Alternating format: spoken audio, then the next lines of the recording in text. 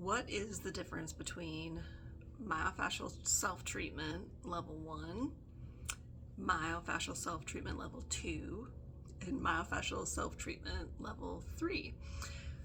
Well, in myofascial self-treatment 1, you learn to apply the principles that we use when we're working on people to work on yourself.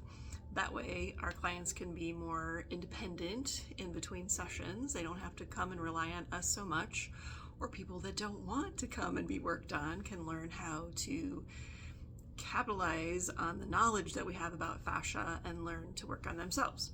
In myofascial self-treatment level 1, you get a set of these therapy balls. They're kind of squishy. Don't use anything really hard. The literature says no. You get a set of these in the bag, and then we use them, sometimes just one ball, and then sometimes we use them together. You also get a squishier air-filled ball, and we use this more in the stomach, and then other people use them in the back or their hips, depending on how tender they are. You might start with this and then graduate to these eventually. And then we also use a half dome. So the half dome does lots of different things for us. It's a calf stretcher, the best calf stretcher ever. And then also we use this to help position the balls for different parts of our body. We tilt ourselves on the balls using this in a very creative way. So that's level 1. And in level 1, we start at the feet. We start at the bottoms of the feet because that affects the whole body. We go into the calves, we go through the thighs, we go into the hip, we go into the back, we go into the stomach, we go into the most delicious and my favorite part, the upper shoulders, we go into the neck, and we go into the jaw. That's all in level 1. You learn how to address all these areas, you learn how to hold things at a therapeutic dose, you just get the feel for the whole technique. In level 2, you get a second set of balls, and we learn how to use them together in different parts of their body because you have more surface area than that actually presses into the body. The sensation is a little bit different, and you can get different areas of the body that in a more effective way.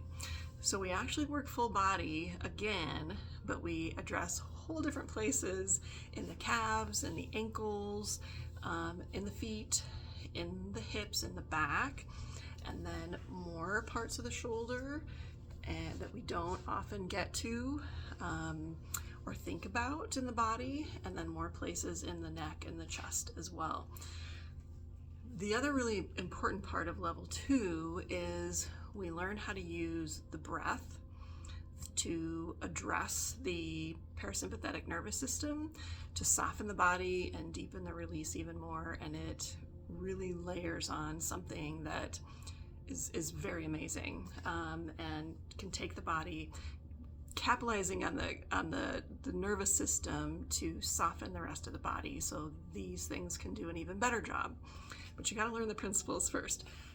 Then myofascial 3 is learning more about how the emotions affect our nervous system, and then that in turn affects our body.